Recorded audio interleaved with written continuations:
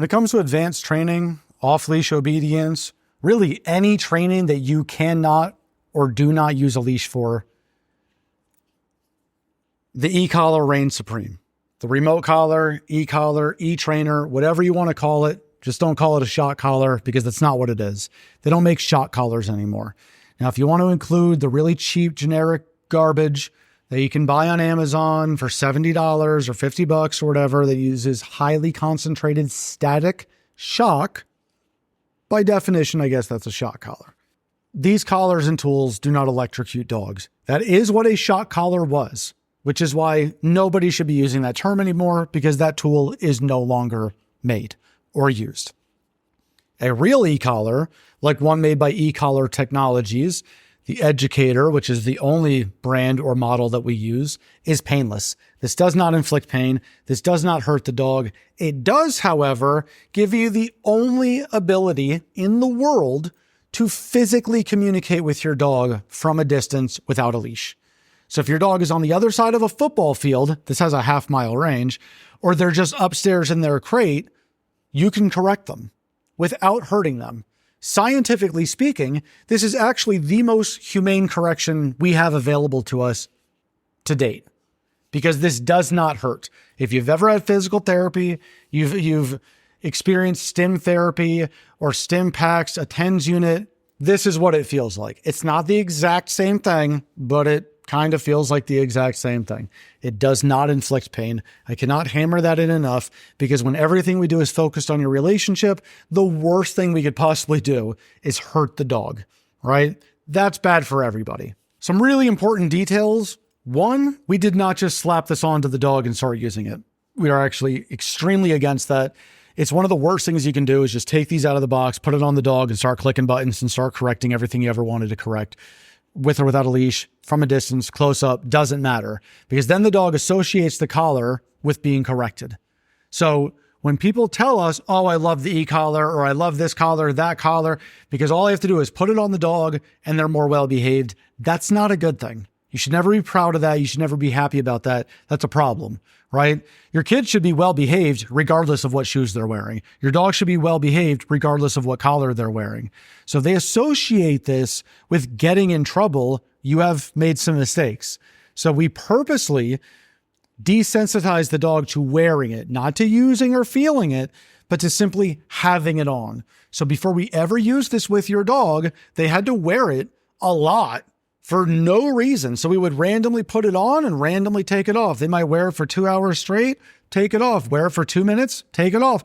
But we did it so often and so random that they just think it's another collar. They have no association with it, good or bad, exciting. It doesn't matter. They don't care that this is on them, which is good because they're not supposed to think the collar is correcting them. You are correcting them. And that's a very, very important detail. When it comes to placement, the collar, really, the receiver on the collar should be on the side of the neck. It should not be directly on the esophagus. The assumption would be that that would be painful. It's actually not. It's just super inefficient. It should not be on the esophagus. And I definitely don't think it should be on the top, on the spine. That has to be more uncomfortable than anywhere else you could put it. But it's supposed to stimulate muscles, right? So when you feel this on yourself, you can feel the tingling go through your muscle. So you want it on the side of the neck because it's the most muscular part of the neck. And the neck is the most powerful part of their entire body. So a little tip, because there is a light on this, and you might use that if you walk your dog at night, I like to have the light facing away from the dog. I don't want the light facing out. I know that makes it easier for you to see the light. However, if you're walking your dog at night and they look up at you, and they're going to, because we train them to, that light is really bright. So it's going to be creating shadow monsters all over the fence they're walking by. They're going to blind you when they make eye contact. I would always turn the light away, facing away. It's still bright enough. It's still going to help you. It still makes a difference. Regarding placement, you also want the collar to be nice and snug. If it is not snug, it shouldn't be choking the dog, obviously, but if it is not snug, it is not going to work. Those contact points have to get through their coat and touch skin. If it doesn't, it can't work. So if you loosen the collar up and it's too loose, the dog won't feel it. So if it's too loose, but they do feel it, You could correct them at a 40 and it feels like 10. Or they normally feel 20 and they don't feel it at all because it's simply too loose. Most of the time, someone says their dog isn't responding to the collar, it's too loose. So it should be nice and snug, or if it's not, it doesn't work at all. You are not doing them a favor by making it loose. If it's dangling off of them, it's not working at all. It should always be nice and snug. Now, unless your dog is really small, we almost always use quick snap bungee collars. This is the quick snap, so you can easily take the collar off once it is sized appropriately to your dog's neck. But it also has this little bungee so that when your dog moves their head, they turn from left to right, up and down, they're running around, their muscles swell up from the exercise or the heat. This just expands with it, because without this, it makes the collar a lot tighter. And without this, in some places the collar is loose, some places it's tight, but with that bungee, it keeps it nice and snug everywhere. It ensures contact, and it's a lot safer to use. Now, regarding that bungee, or just e-collar training in general, you should absolutely never be attaching your leash to this collar, ever. A leash does not belong on this collar. Yes, you can absolutely have this collar and another collar on your dog at the same time. That is perfectly fine. If you're using this and a prong collar at the same time, the prong collar should go above the e-collar. The prong collar should always be at the highest point of the neck. And if they're wearing both, this can actually help you keep it in place. So if it's nice and snug down here and the prong collar's up here, this helps keep the prong collar in that cruise control region of the neck. One big warning, the one way you could actually hurt your dog with this collar, but really quite literally any collar, is if it is on very tightly for an extremely long period of time.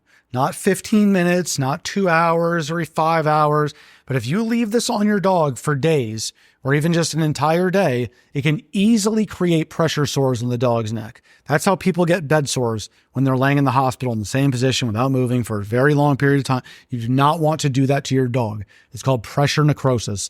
So if the dog needs to wear it for a really long time, then once in a while, you need to move it. So, if you're on like some camping trip and you really have to have it on your dog for like 12 hours straight, that's fine. But rotate it to the other side of the dog's neck. Move it from here to here. An hour later, move it over here. But move it around. Do not keep it in the exact same spot, because that is the one way this collar could actually hurt a dog. Using the actual e-collar itself. First things first, you have to know how to turn it on. The collar and the remote do not turn on at the same time. They do not turn on together. Just because one is on doesn't mean the other is on. All right. So the collar does not have any buttons on it. Your dog cannot roll around and accidentally shut it off. It's not possible. So there's a little red dot there that's pushed in, and there's a little red dot on the remote that sticks out. That's on purpose. There's magnets in there. Now you don't have to click them together. They don't even have to touch really, but if you get them close together, it'll turn on the collar. All right, so when it's on, that light will turn green and it will start flashing to let you know the battery is good. When it starts dying, it will turn yellow, orange when it's even lower, red when it's really about to go out. Turning on the remote, there's a big button back here that says on and off. It also says light. It's a dual purpose, dual function button. So to turn on or off the remote, you have to click and hold that down. If you just click it, it will not turn the remote on or off. So you have to click and hold it down until that screen turns on, right? This light will also flash green, yellow, orange, red, just like the collar, right? But if I want to turn it back off, just click and hold it down. Now, just real quick, the reason why it also says light is if you don't click and hold it, if all you do is just click it, the light that's on the collar will strobe. If you click it again, that light will stay on. If you click it again, the light will go off, right? Everything is still on, so just clicking only controls the light. Click and hold will turn the remote on or off. Now, the dial on the top changes the power. It goes from 0 to 100. When it's on 100, it just says high because there isn't room for 3 digits. So the dial controls the power. Now, the way that your collar is set up, there's 2 S's here, a black S and a red S. There's a T All right, we'll just cover the T real quick because it's very simple. T can either stand for tapping, which is what they call vibration, or tone. Now, we only use the vibration if your dog is deaf, and that's a totally different training system. The tone is never supposed to be part of your training. You are not supposed to be using that to communicate with your dog. That is not the way that we train. I look at it like T stands for test. So let's say you're in the other room, your dog's in their crate, they're barking. You know they don't have to go to the bathroom, so you correct them, and they keep barking. You know they didn't feel it. There was no disruption. They normally stop. And you turn it up a little bit. You click again, and it doesn't stop. So you sit there and, okay, I know it's on. Maybe the collar is too loose. Maybe I have to turn it up. Or if you don't hear anything, maybe the collar died, right? We only use that beep, that tone, to see whether or not the collar is on. That's it. So it's very useful if you have multiple e-collars. Otherwise, this is not part of your training. Now, those S's stand for stim. So the black S is your regular correction. It's going to correct the dog at whatever number it is set to. Right now, it's on 19. So if I click it, it's on 19. Just to show you, this does not hurt at all. Actually feels kind of cool. But it's just stimulating the muscles. So the black button, the black S is your regular correction. The red is your boost function. Okay? This is almost like your emergency button, your uh-oh button, the dog's doing something really bad or dangerous button. It's called boost because it will boost the collar up, usually, depends on the dog, usually 30 points. We can change that for your dog specifically, but generally, it usually boosts 30 points above whatever number it's on. So it's on 19. If I hit red, it goes to 49. All right? That boost is an incredibly important function. You do need that. You should be using it. Not all the time, but if your dog suddenly, if they're super responsive and you're correcting them on 12, which is very low, and all of a sudden they start chasing a rabbit, running towards traffic, they probably won't feel 12 at all. So you don't have time to take your time and fumble around and slowly turn the collar up. Just hit the boost so they instantly get that higher level correction that's going to get through to them and they stop, right? They're being a really well-behaved dog and all of a sudden they jump up on the counter to steal a pork chop off the table. Hit the boost, because if they grab that bone and run away with it, they could choke and die. If they start to dig under the fence, they eat their own poop, go right to the boost. It's a very, very important function. You should not be scared to use it. It should not replace your regular corrections, but it is a very valuable, important function. A little function that you do need to know about in case you accidentally do it. The dial, if you were to click and hold it down, it will lock the power. So you can't change it, right? Now on your screen, normally there's a 1D at the top. If that 1D is no longer flashing because it's normally flashing, it's because you locked the collar. If you think the collar is broken because it's stuck on 20, it's not. You just locked it, right? So you just click and hold it down to unlock it. Personally, I think the locking function is incredibly dangerous. You should not be doing that because in that panicked, scary emergency moment where you need to turn it up to get through your dog in whatever that scary situation is, well, now it's locked. And you don't have time to sit there and remember and fumble around. The boost isn't going to help you. Do not ever lock it. Not a good thing to do. When you correct your dog with this, you're going to apply the exact same approach, tactics, and philosophies that you were already using with your leash. You're just using a remote instead of a leash. So if the leash was in your hand and the dog jumps up on your friend, no, pop, pop, pop, pop. All you're doing, exact same approach, but no, mark that behavior instantly, and then you click, click, click, click, click, click, until the dog stops. Now, obviously, if you can tell that the dog isn't even registering the correction, it's way too low to feel it. It's set to 8, and it should be on 22. Every dog is different. You do need to turn it up accordingly so the dog responds to it properly. But if the dog is... they jump up on the counter. No. Good, because they got off. They pick up your shoe. No, drop it. Good.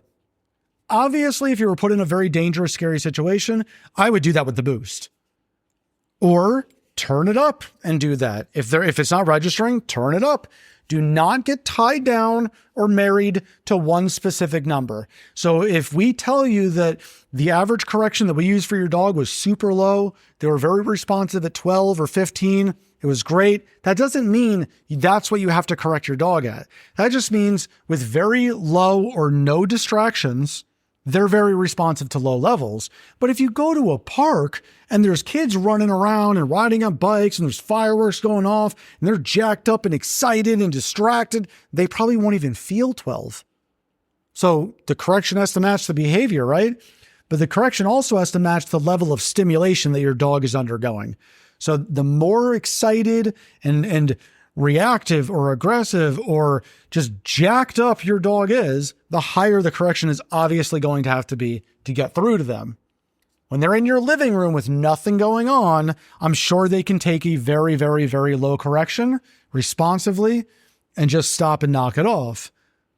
But if you're in the middle of a crowded Petco on a Sunday afternoon with 1 million customers walking around with their dogs, you will most likely have to turn it up.